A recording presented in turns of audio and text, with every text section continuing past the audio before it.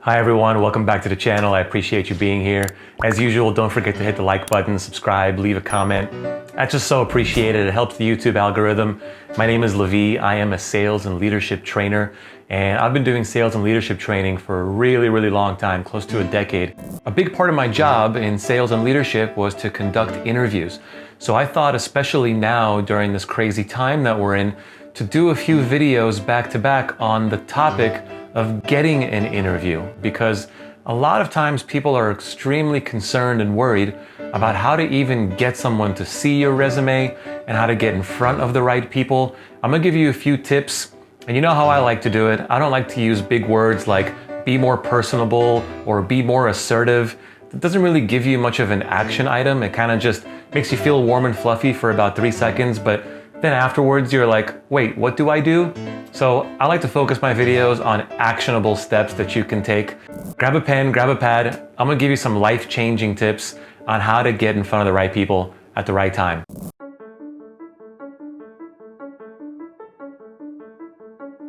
So the first step is a really big pitfall. I just want to make sure you do not do this. Do not blind send a resume on sites like LinkedIn or Indeed. You might already have your information filled out on LinkedIn, and a lot of times when you look at jobs on LinkedIn, there's a little button that says Easy Apply, and I think that's actually a really big mistake because it encourages the wrong behavior. It encourages you just clicking a button and hoping for the best. Unfortunately, the job market isn't what it used to be, so clicking Easy Apply might actually be a detriment. I'm gonna try to take 5 steps backwards and help you get in touch with the right people first. So before you hit the apply button, I want you to open up a Google spreadsheet or an Excel doc. I want you to write down 10 companies that you'd like to apply for, and then 10 roles that you'd like to apply for on column 2 on that spreadsheet. The next thing I want you to do is try and find someone in that organization that is within your network. Now you might be thinking, I don't have anybody in that organization that is within my network. That's okay, but somebody that you do know might be connected to that person on a second or a third level basis. So the best thing for you to do is to ask for an introduction. It's such a good networking tool. It's really easy to do. It costs you nothing. And asking for introductions is one of the best ways to get in front of someone who's already in the role that you're trying to apply for. A lot of these companies give referral bonuses. So if you reach out to someone who's in the role you're in and say, hey, I'd like to apply for the same role you're in, 2 questions I have for you are, 1, would you be interested in coaching me up on how to do the interview? And 2, would you be okay with submitting my resume and for you to get the referral bonus? I don't know anyone who would say no to that. It's in their best interest to try and help you. 1, they get a referral bonus if you get the job, and 2, if they coach you up on how to do a better job in the interview, they're actually helping their cause even more. It's one of the easiest tips that very few people do. The third thing I want you to do when you're on the phone with this person, and yes, I want you to hop on the phone with this person, get out there, get assertive. Don't just sit back and hope for the best on LinkedIn messaging. Try to get a phone appointment, schedule something with them, go above and beyond. So when you're on the phone with them, ask them if they can send you the name of a recruiter or somebody high up in the organization that can help get your resume seen. So now, on the spreadsheet that we started writing down, we have column 1, which is the name of the organization, column 2, which is the name of the position you're applying for, column 3 is the person you're connecting with who is in the same role that you're doing, who's gonna refer you so they can get the referral bonus, column 4 is the name of the recruiter, someone that you're gonna try to reach out to and make an introduction and say, I'd love to get on your radar. Help me. What can I do to get my resume seen by you? Recruiters, believe it or not, actually love that as long as you're polite about it and you're not like overly persistent or overly pushy. Say, hey, can we hop on the phone? I'd love to get to know your organization. Recruiters really love that. So now in your 5th column, you're gonna write down the date of your first application submission. And the reason I want you to do that is because it's important to treat the application process the same way you would a sales pipeline. You don't need to go crazy and download any software. You can just use Excel or Google Docs. It does the trick. The reason column 5 is so important is because if you don't hear back from someone within 1 to 2, and hopefully now 3 or 4 days, it's possible those recruiters are extremely overwhelmed. The life of a recruiter these days is actually really hectic, especially in companies that are still hiring during this crazy pandemic. A lot of organizations are not hiring, so those that are hiring probably have a stack of resumes like you wouldn't believe. So if you don't hear an answer within 2 or 3 days, the reason you have that date column on your spreadsheet is for you to know when the last time you reached out. If 2 or 3 days pass, let's say your first outreach is August 22nd. Now you know that you haven't heard back on August 24th. It's okay to send a little bit of a nudge.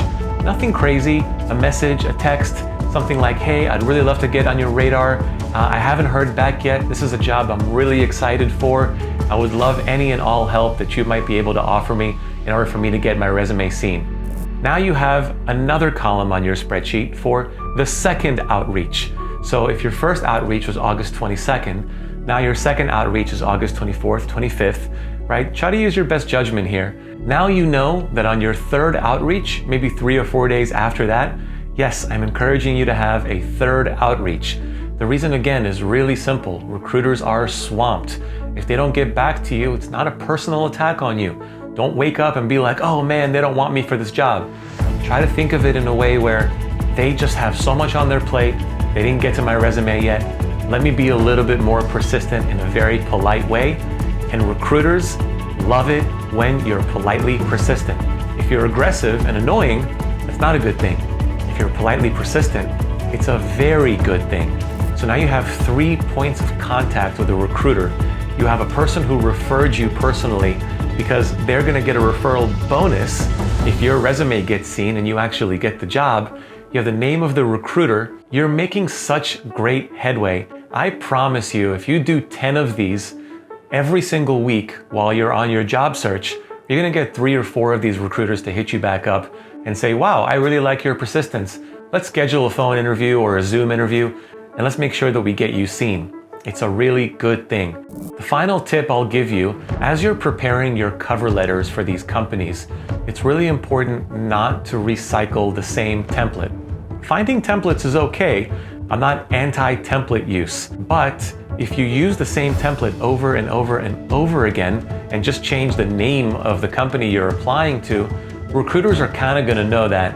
You have to try to put yourself in the shoes of a recruiter. They've seen tens of thousands of applications and resumes and cover letters. Chances are, if you're using a template, pretty high likelihood they've seen that template and they're gonna give you a strike against you for using something non-personal. So if you make your cover letter more personal to the company you're applying for, that ups your chances of getting consideration. As you're reading the job description, most companies will have a very detailed job description, things that they prefer for you to have. Maybe 2 years of sales experience, maybe knowledge of Salesforce. So many companies are using Salesforce now.